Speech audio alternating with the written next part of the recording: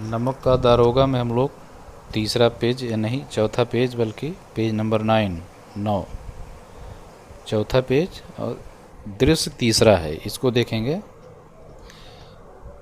इसके पहले नमक की गाड़ियाँ रोकी जा चुकी हैं दरोगा बंशीधर द्वारा, और नमक की गाड़ियाँ पता लगा है दातागंज के जमींदार पंडित अलोपी दीन की हैं। अब आगे देखना है। पंडित अलोपी दीन अपने सजीले रथ पर सवार कुछ सोते कुछ जागते चले आते थे। पंडित अलोपी दीन भी शायद पीछे पीछे आ रहे होंगे या कहीं और से आ रहे होंगे, अपने रथ पे सोते हुए आ रहे हैं। अचानक कई गाड़ी वालों ने घबराए हुए आकर जगाया और बोले, महाराज, दारोगा ने गाड़ियां रोक दी हैं और घाट पर खड़े आपको बुलाते हैं। गाड़ीवान यानी गाड़ी चलाने वाले, उसमें बैलगाड़ी चलती थी।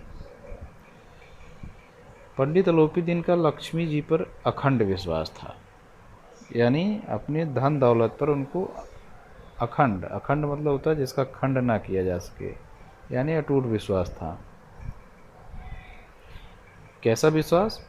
कि पैसे के बल पे कुछ भी किया जा सकता है, कुछ भी प्राप्त किया जा सकता है, कुछ भी कार्य किया जा सकता है, ऐसा उनका मानना था। लिख रहे हैं कि वह कहा करते थे कि संसार का तो कहना ही क्या, स्वर्ग में भी लक्ष्मी का ही राज्य है।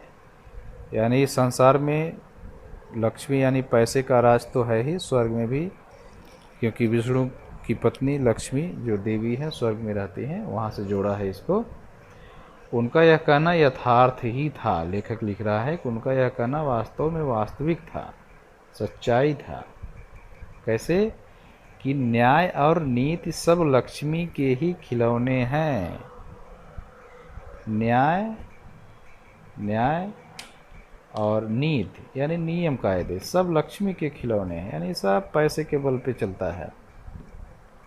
न्याय भी अपने पक्ष में पैसे के बल पे किया जा सकता है, नियम कायदे भी अपने पक्ष में पैसे के बल पे किए जा सकते हैं, ये कह रहा है लेखक। इन्हें वह जैसे चाहती है नचाती है। किसे? न्याय को और नीति यानी नियम कानून को पैसा नचाता है।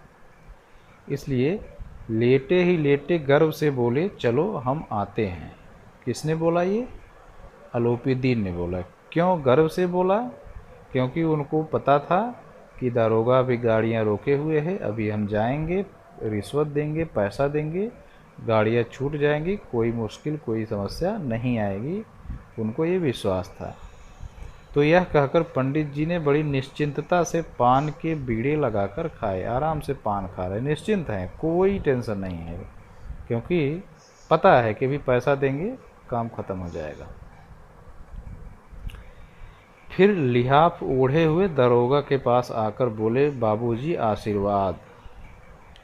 यानी उधर से कोई प्रणाम नमस्कार नहीं हुआ, इधर से सीधा आशीर्वाद हो गया, यानी लल्लो चप्पो का काम शुरू हो गया, मनाने का काम निकालने वाली बात शुरू हो गई है, इसलिए सीधे ही आशीर्वाद।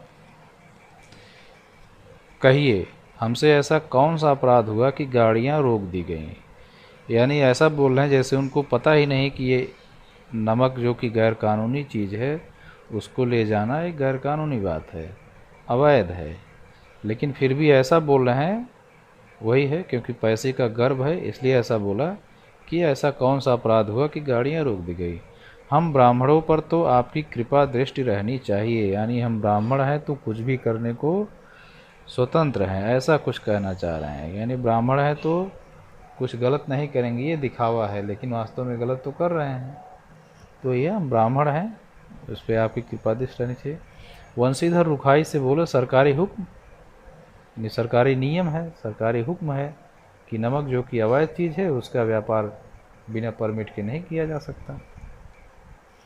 पंडित अलोपी दीन ने हंसकर कहा, हम सरकारी हुक्म को नहीं जानते और न सरकार को, हमारे सरकार तो आप ही हैं।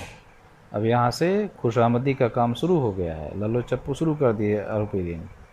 हमारा और आपका तो घर का मामला है, हम कभी आपसे बाहर हो सकते हैं? आपने व्यर्थ का कष्ट उठाया, यह तो नहीं हो सकता कि इधर से जाएं और इस घाट के देवता को भेंट न चढ़ावें। तो ये खुशामदी शुरू किया है। घाट का देवता कौन है, यानी घाट की रखवाली करने वाला कौन यहाँ पर है, वंशीधर जो कि दारोगा हैं, यानी घाट इस इलाके के जो दरोगा हैं वही घाट के देवता हैं। तो घाट के देवता को भेंट न चढ़ाओ यानी कुछ पैसा न दें, ऐसा हो ही नहीं सकता। उनका ये कहना है कि हम खुद आपको पैसा पहुंचाते, आप नाहक आकर के अनायास ही आकर के गाड़ियाँ रोक दिए हैं, आपको पैसा मिल जाएगा। मैं तो आपकी सेवा में स्वयं ही आ रहा था, यानी हम खुद रिश्वत दे देते, आपको अनायास परेशान होने हुए, आप अनायास परेशान हुए। अब देखिए, वंशीधर पर ऐश्वर्य की मोहिनी वंशी का कुछ प्रभाव न पड़ा। ऐश्वर्य की मोहिनी वंशी, ऐश्वर्य यानी धन दौलत का मोहिनी आकर्षक आकर्षण वंशी आवाज़, यानी जो अभी अलोपी दीन ने कहा पैसे की बात, चढ़ावे की बात, सेवा में आने की बात, वही है मोहिनी वंशी, यानी धन दौलत का लोभ, उसका कोई प्रभाव नहीं पड़ा। ईमानदारी की नई उमंग थी वंशीधर के अंदर। कड़क कर बोले, हम उन नमक हरामों नहीं है जो कौड़ियों पर अपना ईमान बेचते फिरते रहते, यानी हम रिश्वतखोर नहीं हैं। आप इस समय हिरासत में हैं, आपका कायदे के अनुसार चालान होगा, बस मुझे अधिक बातों की फुर्सत नहीं है। जमादार बदलू सिंह, तुम हिरासत में ले चलो, मैं हुक्म देता हूँ। यानी जो भी अलोपी दीन ने लोभ लालच दिया उसका पंडित वंशीधर के ऊपर, मुंशी वंशीधर के ऊपर कोई प्रभाव नहीं पड़ा।